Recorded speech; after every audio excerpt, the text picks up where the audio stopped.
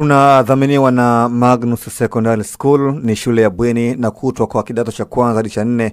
Ni shule bora yenye mazingira tulivu ya kujisomea. Habari njema kwa sasa ni kwamba Magnus wanatoa ufadhili wa ada ya masomo. Ni vizuri ama ni vema mzazi ukampeleka mtoto wako Magnus Secondary. Yanga ni timu kubwa, ina viongozi wakubwa, na ndio ni moja ya muhimili mkubwa wa mpira wetu Tanzania, na nikaamini kwamba nao wanapaswa kuamini au kuridhia maamuzi yanayotolewa kwenye vyombo vingine ambavyo wao wanakuwa wamefikia, kama ambavyo wao waliamua kwenda CAS na CAS ikawaonyesha kwamba walikiuka kwenye procedure, sio kwamba walishindwa as such. Shauri lao kama lingefuata procedure pengine lingesikilizwa, wangeshinda, lakini kwa kuwa hawakufuata utaratibu, waliruka ngazi za kuifikia CAS, wakaambiwa swala hili linaondolewa. Unaona Sasa nikawa nadhani kama linahusiana na mchezo huu na linahusiana na dabi au vinginevyo, kwanza wangeheshimu yale maamuzi. Nadhani walisema wameyaheshimu. Sasa kuheshimu sasa ni pamoja na kuheshimu taratibu zingine ambazo CAS wamezitaja. Yaani kama unasema unaheshimu maamuzi ya CAS, basi heshimu na taratibu zingine ambazo wamezisema, ambazo wewe unaweza kuzitumia kupata nafuu. Sasa kama hizo taratibu ambazo umeambiwa unaweza kupata nafuu nazo unasema huna haja kuzitumia, basi uwe tu mpole, urudi sasa kwenye kusikiliza mamlaka za hivyo vyombo zinafanyaje. Lakini kama ni mapema unaanza kusema kwanza hata hizo taratibu huwezi kuzifuata, lakini vile vile uamuzi wako ni uamuzi fulani, unaiachia nafasi hivyo vyombo vya utendaji viendelee na utaratibu wake. Kwa mfano sasa hivi vyenyewe vitaendelea na utaratibu wa kupanga mechi ya dabi, na baadaye wewe kama mmoja uliye kwenye ligi na hiyo mechi na kuhusu, utaamua kwenda uwanjani au usiende. Lakini kumbuka sasa, lolote ambalo litatokea ni kwa sababu umesha kukufanya au hutafanya. Sasa sijaelewa sasa, au sio sijaelewa, yani naona kama Yanga inataka kukuza swala lake sasa kwa namna nyingine kubwa sana, bila sababu za msingi.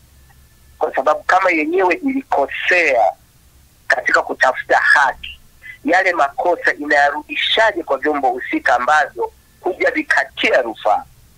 Yaani hivyo vyombo ambazo unapigana nazo, CAS inasema hukuvifungulia mashtaka na mashtaka yakaendeshwa na mashtaka yakaamuliwa, wewe ukaruka, na leo hutaki tena kuvitumia hivyo vyombo, ila unasema hutendewi haki.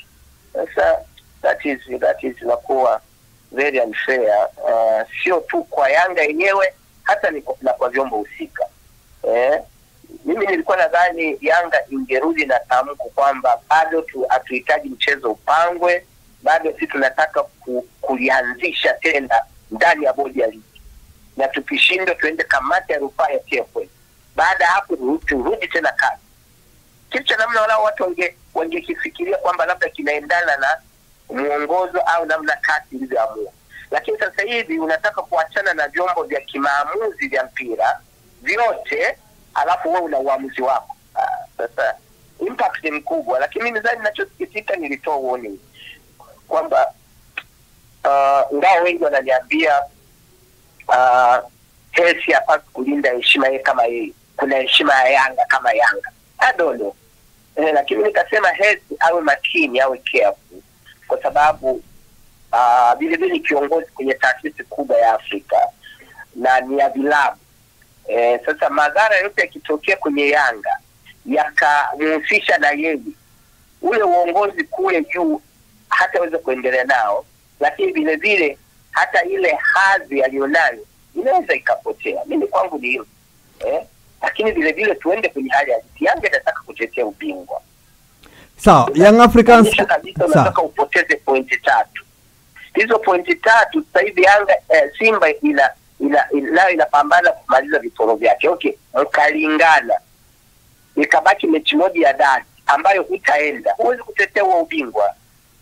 Kwa hiyo basi watuambia Yanga wameamua kusacrifice ubingwa, wameamua kusacrifice kila kitu, na wako tayari kwa adhabu yote itakayotolewa na TFF, iwe ya kunyimwa pointi, ya kushushwa daraja, ya viongozi wanaweza wakafungiwa, yani chochote kile ambacho wao wako tayari. Ni up to them. Na kwa kweli kamati ya utendaji Yanga ndio imefanya hayo maamuzi, lakini mimi I thought ndio hapo hekima na busara wangeitumia zaidi. Hiyo kamati ya utendaji, nimekuwa nikisema waache hizi politics za mashabiki huko wa Yanga na wapenzi mashabiki na wanachama wa Yanga. Hebu wao kwanza watumie busara ya kulinda mpira wa Tanzania, na kwa kigezo kwamba Yanga ni klabu kubwa katika mpira wa Tanzania. Unaona, sijajua nilikuwa natarajia pamoja na kamati ya utendaji wale wazee, wale wadhamini wa klabu hiyo, Mheshimiwa Mwigulu Nchemba na Anthony Mavunde, lakini zaidi Mama Karume, hebu nao wangekaa. Yani kwa nafikiria wazee kama hawa, kina Mzee Kuchika, kina Jakaya Kikwete, kina nani hivi kule, wanaweza kukubaliana na huu uamuzi? Yani wanaweza hii wakasema sawa sawa, au wakaambia haki zipi wao wamezikosa, hawajatendewa, zikawa explicitly explained. Kwa sababu kama ni wanjani ndio hao marefa wananyima mabao, wanafanya nini, kwa upande wa Yanga ni zipi haki? Ni ile tu siku ile pambano iliahirishwa. Sielewi. Sawa. Maoni yangu ni hayo ndugu yangu. Mimi sikubaliane nayo. Yaani kwa wangu mimi Alois Komba wakili msomi mwandamizi, sikubaliana na status ya Yanga sasa hivi, hasa baada ya uamuzi wa kati. Ingekuwa kabla ya uamuzi wa kati sawa. Mimi mtu naye heshimu maamuzi ya vyombo vya maamuzi vya kisheria. Sawa, kwenye leo mimi kama wakili nikubaliane na mtu anayepinga uamuzi wa mahakama kuu, lakini nitamwambia kata rufaa, akasema hata rufaa sikati, ila nakataa. Okay, umekata rufaa kwenda mahakama rufaa, mahakama rufaa imeamua hivi na hivi, nasema hizo oda sawa, lakini mimi nitafanya ninavyojua. Sasa ule ni uvunjaji wa sheria. Sawa, kwenye kwa utawala wa sheria. Na nishawahi kusema basi Yanga wafuate utawala wa kanuni na utawala wa sheria. Kwa mfano utawala wa kanuni, waambie kanuni zitakuwa hivi, procedure inakuwa hivi. Alafu ukubali kushindwa. Kama mawakili wako walipotoka, ukubali. Kwa mfano statement yao mpaka leo watu nasubiri watuambie hali halisi, ni kweli walikosea? Alois Komba, naam, kwenye taarifa kwa umma kwa Young Africans wameeleza kwamba kutokana na uonevu, uvunjwaji mkubwa wa kanuni na upendeleo wa dhahiri kwa baadhi ya timu ambao unaendelea kufanywa na mamlaka za soka Tanzania, ndicho ambacho umepelekea Young Africans kwamba kutokuwa tayari kupeleka shauri hilo kwenye mamlaka ambazo zinatenda dhuluma kwa mujibu wa taarifa yao. Kwa maana nasema sasa huwezi kucheza mpira bila hizo mamlaka. Niondoe basi kwenye mamlaka ya soka.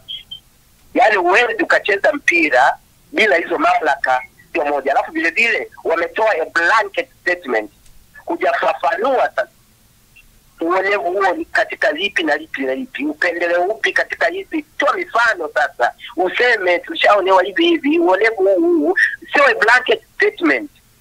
Yaani situache watu kuanza tu kufikiria ni ile tu kuahirisha kadhaa, kumbe kuna uonevu wa mambo mengi. Alafu useme bwana, hata kuwapifafanulie ni uonevu wa mambo yepi. Ndio kwa maana nilikuwa nafikiria nyinyi wapo radio, watafuteni wana Yanga wafafanue hiyo statement. Yaani sky statement tu alafu itajenga tu chuki kubwa dhidi ya chama cha soka na TFF bila kujua kwamba yani isiwe isiwe tu blanket limefunika tu hivi. Funua hiyo blanket, alafu tuone huko ndani kuna kipi hiki.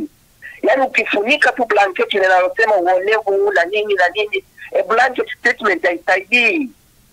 Unaona, wafunue hiyo blanket alafu anze kutuambia, unaona kuna uonevu hapa, unaona kuna hiki hapa, unaona tumefanyiwa kitu. Alafu mpaka sasa hivi kuna haki hazifanyiki ndani ya soka na ligi. Unaona. Na ambazo labda hata vilabu vingine hawawezi kusema, ila sisi kama wanayanga tumeona hapana. Hii. Na solution yetu ni kuja kucheza soka. Wakati mimi mwanasheria nitakwambia solution, mimi kama mwanasheria nitakwambia solution sio hiyo. Solution ni kupambana na hizo kisheria na kikanuni. Mimi leo yafika kuambia solution sasa sichezi sifanyi nini. Kuna procedure zipo pale. Pitia basi tena hizo. Tena zinaweza zikakufikisha. Tena unaweza kaamua sasa pita njia ya kasi, nitapita njia ya CAF na FIFA. Zipo njia mbili. Kwenye soka kama soka tumezoea tu kasi. Tena mna siku hapa Tanzania imegundua watu wakasema okay, hapa inahusiana na mambo ya kimpira tutaenda channel ya CAF na FIFA. Unaona? Then kule FIFA ndio wanaweza kusema hii mata ngoja tuipeleke CAF. Yaani kuna wakati swala lako wewe la kimpira unaweza ukaangia FIFA, then FIFA siliona lina mgogoro mkubwa sana, wao wakalihamisha wao kulipeleka CAF. Kwa sababu watu nadhani CAF unaamua wewe kwenda. Kuna njia nyingine FIFA yenyewe inakuwa na migogoro yake. FIFA yenyewe inakuwa na matatizo yake. Inapeleka kwenye sports tribunal. Sasa hapo inatakiwa kuwe tu na upeo na wanasheria, mawakili wa klabu ya Yanga kujaribu kuongoza, lakini baadaye nimegundua sisi wenye taaluma ya sheria na wanasheria huwa tunaonewa sana na wakati mwingine tunasemwa vibaya, lakini kumbe kiutawala watu wanaamua dhidi ya wanasheria. Hata hao wanasheria Yanga tunao wasema sana, unaweza kukuta walishakuwa na ushauri wao mzuri, lakini viongozi kamati ya utendaji hiyo wakaamua wanavyoona wao, lakini baadaye wanaonekana ni wanasheria. Hapana. Hata katika uongozi wa nchi huko hiyo mamlaka zinaweza kaamua baadaye ukasema mtu mwanasheria mkuu wa serikali au mawakili wa serikali. Hapana, wale wanashauri tu lakini wanaofanya maamuzi ni hao wenyewe wakubwa. Sawa. Kwa hiyo kwa hiki ambacho wamekifanya Young Africans, kwa hii taarifa yao kwa umma moja kwa moja kutoa shutuma kwa mamlaka za soka, lakini kama hawatafika uwanjani, unadhani nini ambacho huenda kikawakumba kama maamuzi atakuwa sahihi? Mimi nasema tu kwamba sasa hata wewe unajua timu isikwenda uwanjani inafanya nini? Tena wao wamesema mapema wakijiandaa manake na adhabu yote. Sisi ukiangalia tu kwenye kanuni inajieleza kutokupeleka timu uwanjani, si adhabu zake zipo. Unaona? Lakini tunachojieleza kwa TFF hii tulionayo hii inavyochunguza mambo mengi. Yaani inaweza kukuta badala tu ya mtu kutoa adhabu ya timu kupeleka uwanjani, ikatafuta na watu waliosababisha hii timu isipeleke uwanjani, yani uongozi, ikaingia kwenye mambo ya maadili, ikakutafutia na vitu vingi ambavyo vyote vikaonekana wanaweza kuvitumia kukushughulikia wewe kama timu na viongozi ulionao. Hicho ndio ninachoogopa mimi. Mimi ndio ninachoogopa. Kwamba huenda viongozi wa Young Africans yani ninachoogopa mimi kwamba Yanga isije katarajia tu kupoteza pointi 3. Unaweza kukuta unaambiwa pointi 3 zimekosekana, lakini wewe vile vile ulihusika katika kuchochea mchezo usichezwe. Na wewe kama kiongozi ulichofanya si sahihi, kinateka maadili sijui nini. Unaweza baadaye inafunguliwa kesi baada ya hiyo mechi, pengine watu fulani wakaitwa. Mimi naogopa tu the way mamlaka ya soka ilivyo na nguvu. Mimi kitu kimoja niwaambie watu, na hicho tuseme, yani mpira wa nchi, shirikisho la soka ina nguvu nayo kubwa sana, kama ambavyo mpira duniani FIFA ilivyo na nguvu nao. Wanaweza wakaamua kukutungia kanuni yote sasa hivi, wanaweza kufanya maamuzi yoyote sasa hivi. Unaona? Yaani wao kwenye nguvu walionayo ya kisoka ya shirikisho wana nguvu kubwa, wanaweza kufanya maamuzi mengine. Unaona? Kwa hiyo kwangu mimi tu ndio nichukua na kama itaishia tu mtu kunyang'anya pointi 3, Yanga na ipo tayari, haina problem, na wanachama wao na wapenzi wako tayari kwamba hizo pointi 3 labda zitaathiri utetezi wa kombe la klabu bingwa ya nchi au vyovyote. Ina shida yangu tu kwamba ile barua ukiisoma inatuma nyingi mle ndani zinahitaji shahidi. Barua yenyewe inatuma ambazo hata hiyo kamati ya utendaji ya klabu ya Yanga inaweza ikaitwa ieleze. Je, napo wakiitwa kwenye hizo kamati watakataa kufafanua? Leo tu kabla ile mechi, hizo tuma tu ukiitwa, eleza uonevu, eleza nini, ukachukua hizo tuma zote nazo utakataa. Ikianzisha hiyo kesi na baadaye wao wakaamua kuiamua na kutoa adhabu kwa viongozi labda wa klabu ya Yanga, na kutasemaje? Au bado itabidi kuonyesha kwamba unaona ni uonevu. Na mimi alafu singependa sasa soka letu liwe hivyo.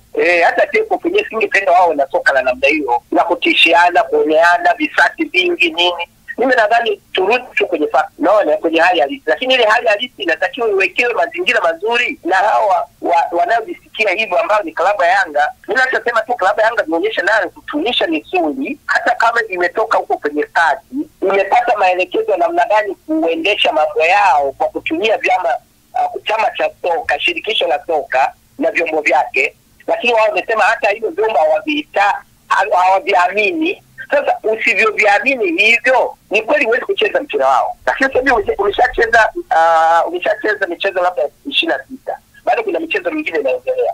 Michezo ambayo itasimamiwa na shirikisho hilo na bodi yake ya ligi na waamuzi wa soka hao. Issue ni nini? Ndio tu mechi moja na klabu ya Simba, au kuna mambo mengine mengi zaidi ambayo tunasema wayafunue, basi waweke wazi. Sawa. Ndani ya hiyo blanket waliofunika, blanket statement ambayo wametoa wao. Umeelewa? Lakini all in all, wana haki ya kuamua kwenda uwanjani au kutokwenda uwanjani wakati unajua impact itakayotokea. Hayo ndio maoni yangu. Lakini mimi siungi mkono statement yao kwa sababu haijanifafanulia uonevu wanaozungumzia au kutokutendewa haki wanapokusema. Mimi kwangu siungi mkono. Usisahau kusubscribe kwenye YouTube Mwandike Digital.